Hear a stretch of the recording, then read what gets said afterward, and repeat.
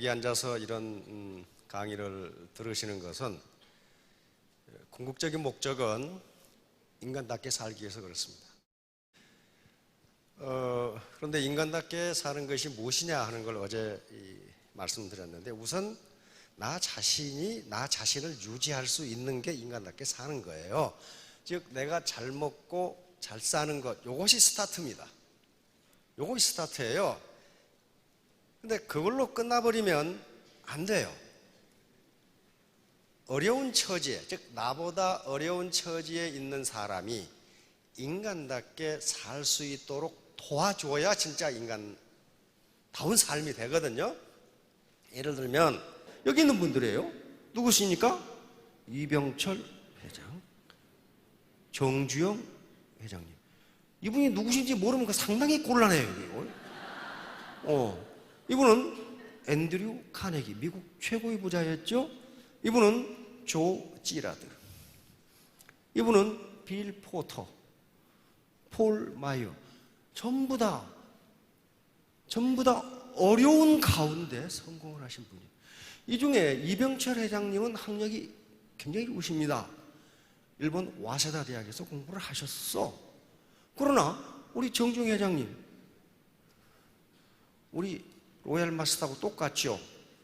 국민학교 졸업. 이게 전부예요. 앤드류 카네기, 이분은 정중 회장님과 못해. 국민학교 4년 중퇴. 가람뱅이. 조 지라드, 중졸인데 고등학교 때 선생님을 두들겨 패가지고 퇴학을 당해가지고 계속적으로 감옥을 들랑달랑 하시다가 연속 연 12년 기네스북에 오른 인물입니다. 자동차 판매왕. 역대 대통령들이, 이번에 오바마 대통령도 이분을 초청해서 이야기를 나누고, 그 정도로 유명했어요. 최종 학력 중졸, 전력 감옥 들랑달랑, 그런 분이에요. 그런데 백악관에서 역대 대통령들이 초청한다는 건 어떻다는 거예요? 이분이 돈을 벌어서가 아니고 그 인품이 그렇게 돼 있어요. 우리 서점에 가면 이분이 쓴 책이 수십 권이 있는데 베스트셀러입니다. 그다음 빌 포터. 빌 포터 좀 이상하게 생겼죠? 예. 1급 뇌성마비입니다. 1급 뇌성마비예요. 그러나 미국에서 가장 존경받는 세일즈맨이었습니다. 이분은 1급 뇌성마비니까 난산으로 그렇게 됐답니다. 난산으로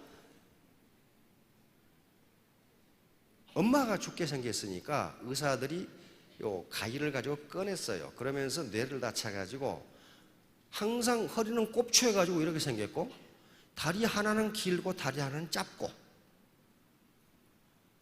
그 다음에 항상 머리가 아프고 편두통, 말은 잘 못하고, 그 다음에 안면 근육이 제멋대로 움직여.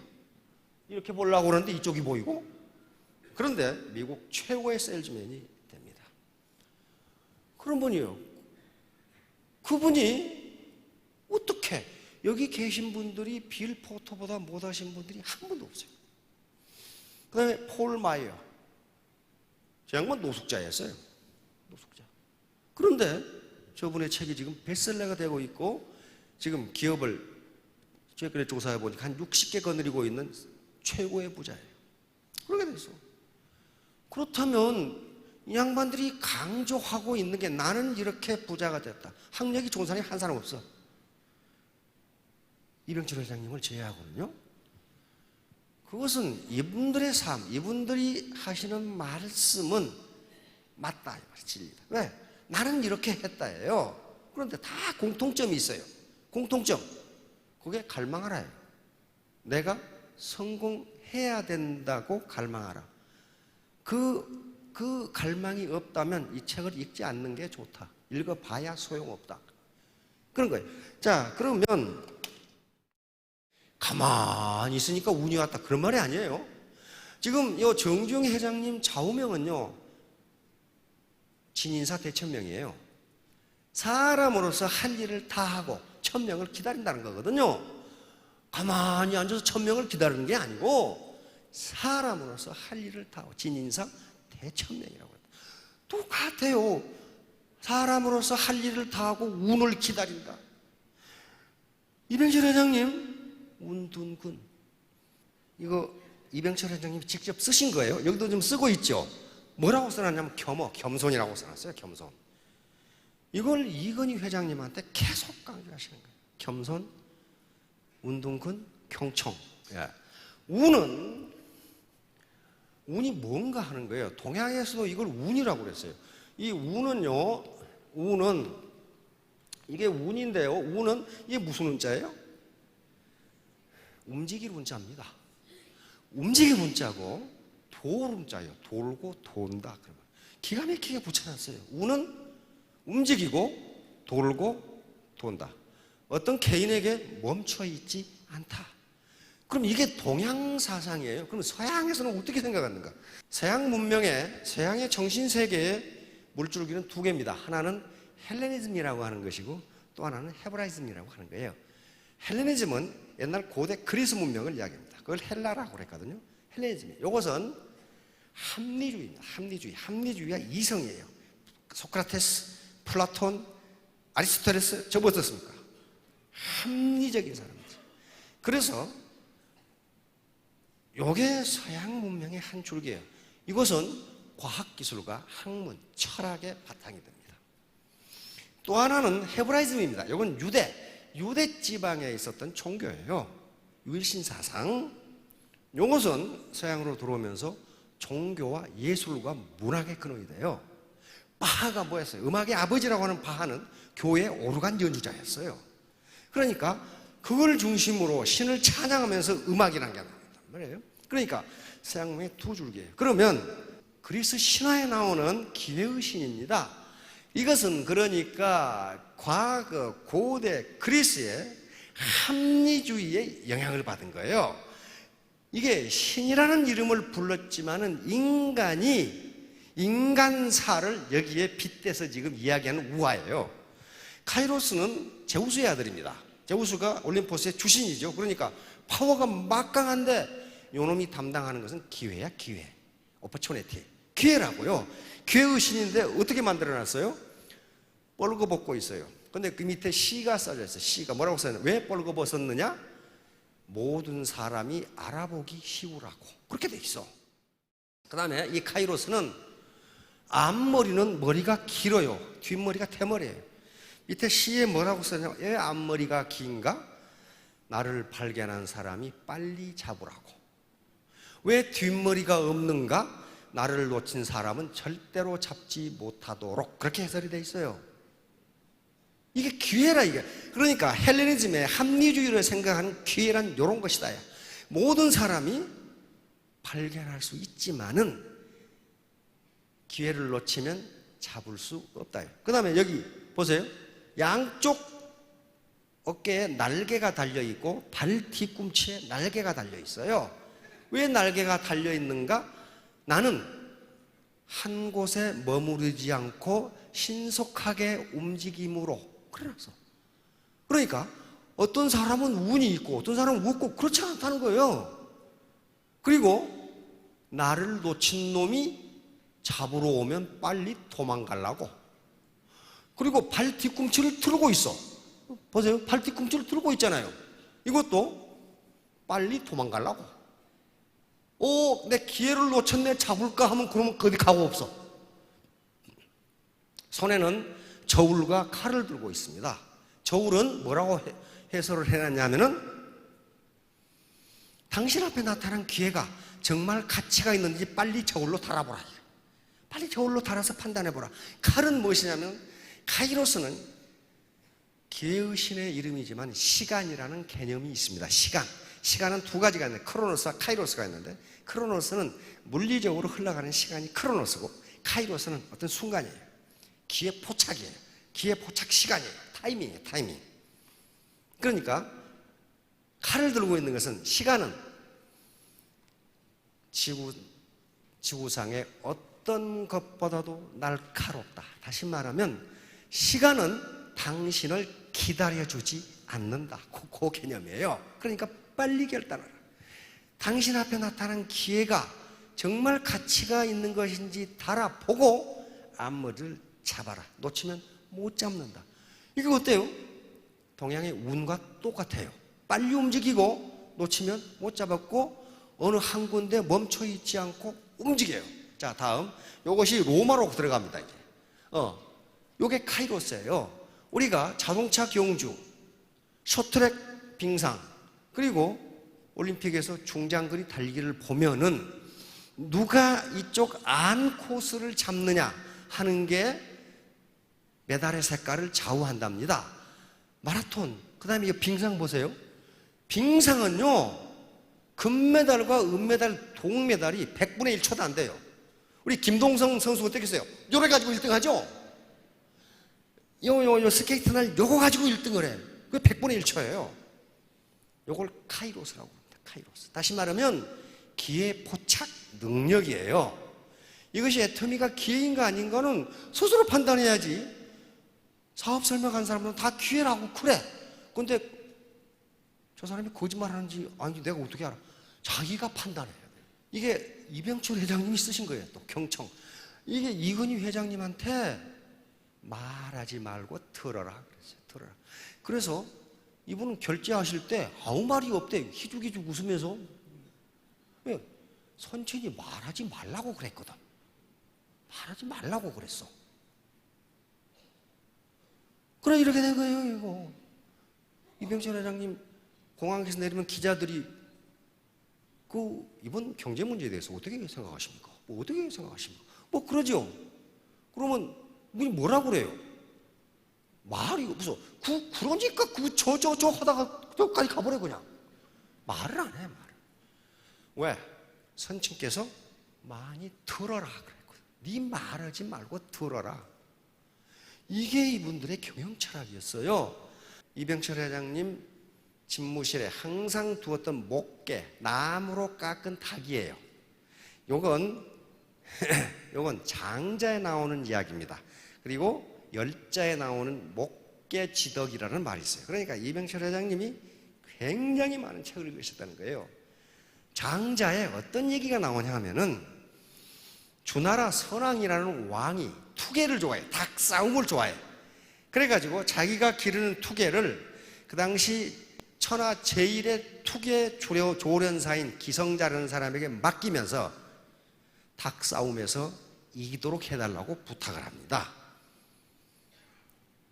이 투개를 기성자에게 맡겨놓고 선왕이 묻습니다. 한 열흘 지나서, 장자의 열흘 지나서 물었다고 그렇게 돼 있어요. 그거 훈련 다 됐나? 그러니까 아직 멀었습니다. 왜? 그러니까 요 녀석이 강하다고 교만합니다. 교만하면 지게 돼 있습니다. 어제 했지요? 교병 필패. 안 됩니다. 그래. 그래서 열흘 있다가 또 물었어요. 이제 훈련 다 됐나? 그랬더니 아직 멀었습니다. 왜? 그랬더니 주변에 조그만 소리에도 민감하게 반응합니다.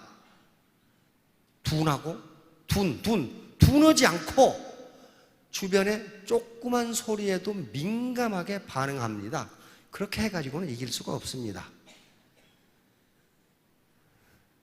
여기 앞에 계시는 미인한테 친구가 너 다단계 한다며? 그러면 팩 꼬라가지고 내가 이놈의 짓거리를 내가 하나 봐라.